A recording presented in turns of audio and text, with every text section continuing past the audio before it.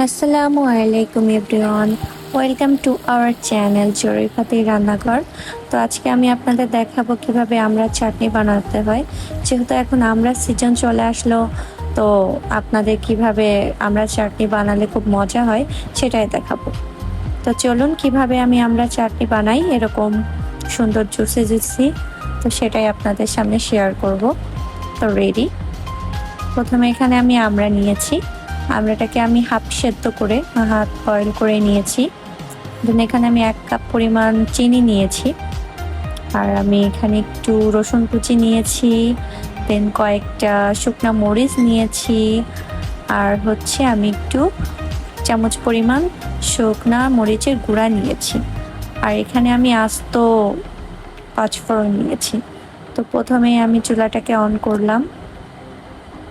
On করার পরে আমি একটু ফ্রি হিট করে নিয়েছি। এখন এর ভিতরে আমি তেলের ভেতরে রসুন আর মরিচ এখন পাঁচফোড়নটা দিয়ে দিচ্ছি। তো এটাকে আমি খুব সুন্দর করে ভাজবো। যখন বের হবে তখন আমি সেদ্ধ করা আমড়াটা দিয়ে দিব। তো আমড়াটাকে এর ভেতরে আমি একটু ভেজে নিব। আচার হচ্ছে খুব টাইম নিয়ে বানাতে হয়। তো এর ভিতরে আমি লবণ দিয়ে দিচ্ছি পরিমাণ মতো। এটা লবণটাকে আমি মিক্সিং করব। মিক্সিং করা হয়ে যাচ্ছে, এখন আমি এটাকে মরিচের গুঁড়া দিয়ে দিব। মরিচের গুঁড়া যে যেরকম ঝাল খান সেরকম দিবেন। তো আমি একটু মিডিয়াম দিয়েছি, যেমন টক মিষ্টি আচার ঝাল সব দিকেই মিডিয়াম হলে ভালো হয়, পারফেক্ট হলে আর কি স্বাদটা ভালো থাকে। এখন আমি এখানে 1 কাপ পরিমাণ চিনি ব্যবহার করব। চিনিটা একটু পরে ব্যবহার করতেছি, কারণ কি চিনিটা আগে দিলে কালারটা নষ্ট হয়ে যাবে আচারের, এর জন্য আমি পরে ব্যবহার করলাম।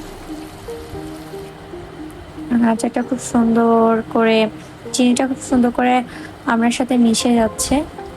তো এখন দেখেন কতটা সুন্দর হয়েছে কালারটা আপনারা বন্ধুরা।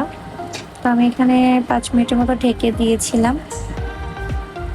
ঢাকার পরে আমাদের কালারটা এরকম এসেছে, সুন্দর দেখেন। আপনারাও বাসায় ট্রাই করবেন, আশা করি খুবই সুন্দর মজা হবে। তো এরকম হয়েছে আমার আচার।